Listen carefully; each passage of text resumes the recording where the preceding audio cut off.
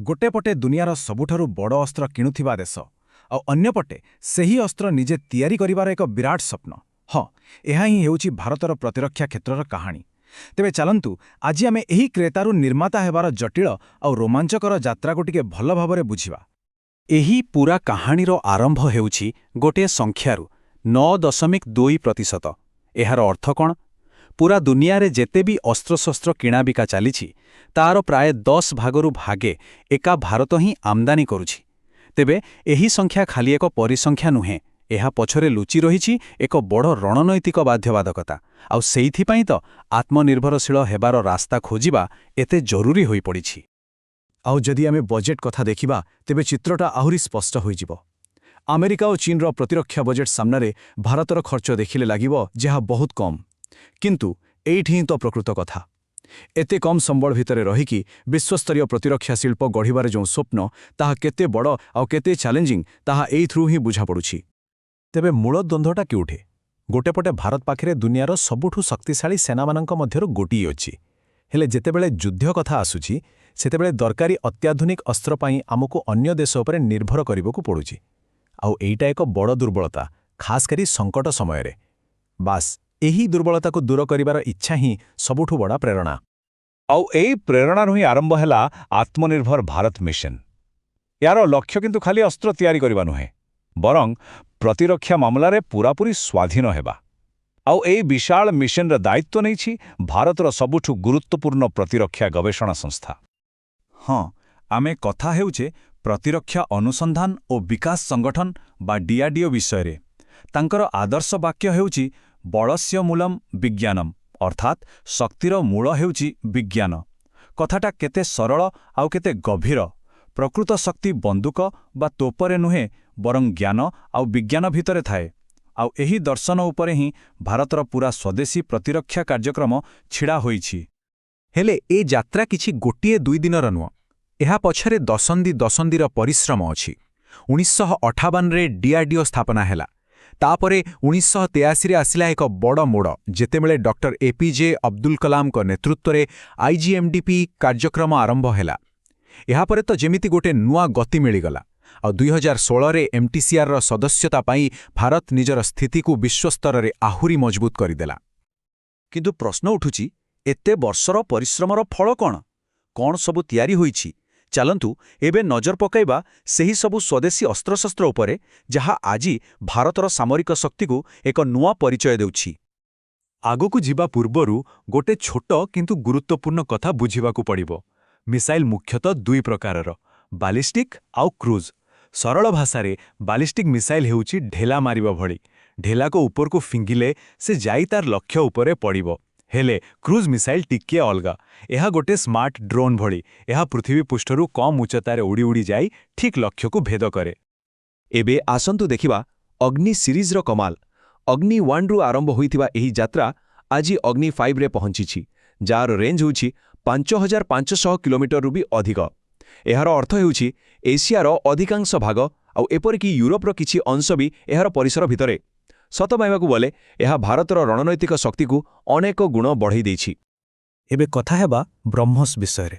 ब्रह्मोस एटा खाली गोटा मिसाइल नुहे, एहा हेउछि स्पीड आउ सठिकतार एक जबरदस्त मिश्रण। भावंतु शब्दर गतिठारु 3 गुण अधिक वेग। एते स्पीड रे जाउथवा जिंस को शत्रुर राडार धरिबा प्राय असंभव। आउ सबुठी बड़ कथा हेउछि एहा फायर एंड फॉरगेट नीति रे काम करे। माने थरे लॉन्च करिदेले हेला, तापरे एहा निजे ही लक्ष्य को खोजी ध्वंस करिदेबो। हेले कहानी खाली मिसाइल रे सरुनी। आकाश रे उड़ुथिबा अम निजर हालुका युद्ध विमान तेजस हेउ, किंबा शत्रुर मिसाइल को आकाश रे ही मारी खसई देउथिबा आकाश एयर डिफेंस सिस्टम, सेहीपरि एका सांगरे अनेक रॉकेट माड़ करुथिबा पिनाका हेउ बा युद्धक्षेत्रर बाहुभଳି अर्जुन टैंक, एसबु देखै देउछि जे भारत आज प्रतिरक्षार प्राय सबु क्षेत्र रे आत्मनिर्भर हेबा दिगरे आगौछि।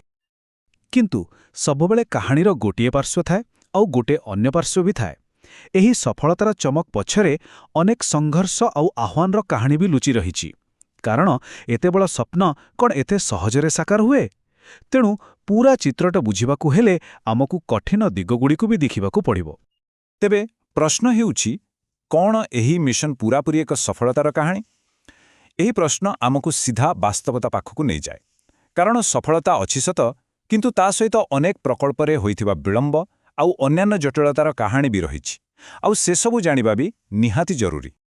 ସବୁଠୁ ବଡ଼ ଉଦାହରଣ ହେଉଛି ତେଜସ୍ ଯୁଦ୍ଧ ବିମାନ ପ୍ରକଳ୍ପ। ଏହାକୁ ପୂରା ହେବା ପାଇଁ ଦଶନ୍ଧି ଲାଗିଗଲା। ଆଜି ବି ଅବସ୍ଥା ଏମିତି ଯେ ଜେଟ୍ ଇଞ୍ଜିନ୍ ହେଉ କି ସେମିକଣ୍ଡକ୍ଟର, ଏହିଭଳି ଗୁରୁତ୍ୱପୂର୍ଣ୍ଣ ଟେକ୍ନୋଲୋଜି ପାଇଁ ଆମକୁ ବିଦେଶ ଉପରେ ହିଁ ନିର୍ଭର କରିବାକୁ ପଡ଼ୁଛି। ଏହାଛଡ଼ା ଗବେଷଣା ପାଇଁ ଯେତିକି ବଜେଟ୍ ଦରକାର, ସେଥିରେ ବି ଅଭାବ ଦେଖାଯାଏ। ତେଣୁ ଏହିସବୁ ଆହ୍ୱାନ ଏବେ ବି ରାସ୍ତାରେ ବାଧା ହୋଇ ଛିଡ଼ା ହୋଇଛି। କିନ୍ତୁ ଏତେ ସମସ୍ୟା ସତ୍ତ୍ୱେ ବି ଭାରତ ଅଟକିନି, ବରଂ ଭବିଷ୍ୟତର ଯୁଦ୍ଧ ପାଇଁ ପ୍ରସ୍ତୁତି ଆରମ୍ଭ କରିଦେଇଛି। କାରଣ ଆଗାମୀ ଯୁଦ୍ଧ କେବଳ ଟ୍ୟାଙ୍କ କି ବନ୍ଧୁକରେ ଲଢ଼ାଯିବନି, ଏହା ହେବ ଟେକ୍ନୋଲୋଜି ଆଉ ଆର୍ଟିଫିସିଆଲ ଇଣ୍ଟେଲିଜେନ୍ସର ଯୁଦ୍ଧ। ଆଉ ଏହି ଭବିଷ୍ୟତର ଟେକ୍ନୋଲୋଜି ଭିତରୁ ଗୋଟିଏ ହେଉଛି MIRV ଟେକ୍ନୋଲୋଜି। ଏଟାକୁ ଟିକେ ଭଲରେ ବୁଝିବାକୁ ପଡ଼ିବ। ଭାବନ୍ତୁ, ମିସାଇଲ୍ ଲଞ୍ଚ ହେବ ଗୋଟିଏ, କିନ୍ତୁ ତା ଭିତରୁ ଏକା ସାଙ୍ଗରେ ଅନେକଗୁଡ଼ିଏ ୱାରହେଡ୍ ବାହାରିବ, ଆଉ ପ୍ରତ୍ୟେକଟି ଯାଇ ଅଲଗା ଅଲଗା ସହରକୁ ଟାର୍ଗେଟ୍ କରିବ।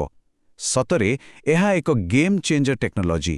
ଏହା କୌଣସି ବି ଦେଶର ଆକ୍ରମଣ କରିବାର କ୍ଷମତାକୁ ଏକାଥରେ ଅନେକ ଗୁଣ ବଢ଼ାଇ ଦେଇପାରେ। ଆଉ ଏଇଠି ଆସୁଛି ସବୁଠୁ ବଡ଼ ଖବର, ମିଶନ ଦିବ୍ୟାସ୍ତ୍ର। ଏହି ମିଶନରେ ଭାରତ ଅଗ୍ନି 5 ମିସାଇଲରେ MIRV ଟେକ୍ନୋଲୋଜିର ସଫଳ ପରୀକ୍ଷଣ କରିଛି।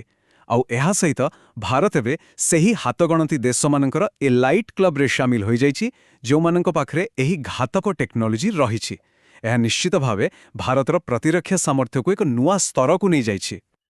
ତେବେ ଆଗକୁ ରାସ୍ତା କ'ଣ? DRDO ପାଖରେ ଏକ ସ୍ପଷ୍ଟ ରୋଡ୍ ମ୍ୟାପ୍ ଅଛି।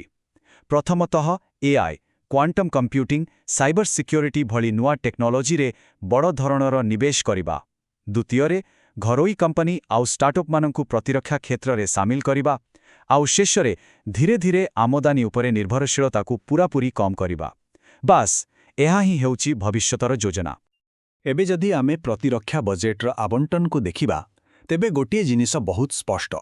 ମୋଟ ବଜେଟ୍ର ପାଖାପାଖି 28%, 27.67% ଟଙ୍କା ପୁଞ୍ଜିଗତ ଖର୍ଚ୍ଚ ବା କ୍ୟାପିଟାଲ ଏକ୍ସପେଣ୍ଡିଚର ପାଇଁ ରଖାଯାଇଛି।